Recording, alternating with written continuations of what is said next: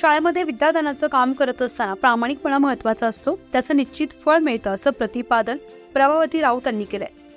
दिंडोरी शहरातील शाळा क्रमांक 1 मध्ये आज बुधवार दिनांक 11 रोजी दिंडोरी तालुका पत्रकार संघाच्या वतीनं सत्काराचा कार्यक्रम आयोजित करण्यात आला होता. त्याप्रसंगी राऊत बोलत होत्या.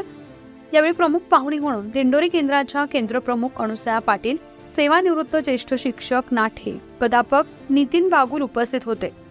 रोटरी क्लब पुरस्कार प्राप्त विद्यार्थी प्रिय शिक्षिका श्रीमती प्रभावती राऊत व दिंडोरी तालुका शिक्षक संघाचे आदर्श शिक्षक पुरस्कार प्राप्त गणेश बोरस्ते यांचा दिंडोरी तालुका पत्रकार संघाच्या वतीनं नुकताच सामाजिक कार्यकर्ते बापू चव्हाण व अमोल जाधव यांच्या हस्ते राऊत व बोरस्ते यांचा पुष्पगुच्छ देऊन सत्कार करण्यात आला.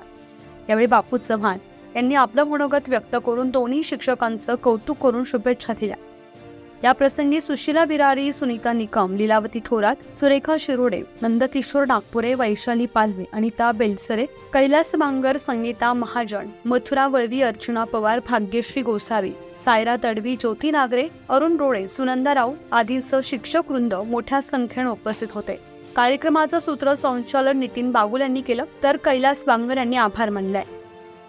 न्यूज 15 मराठीसाठी प्रतिनिधी बापू चव्हाण, नाशिक.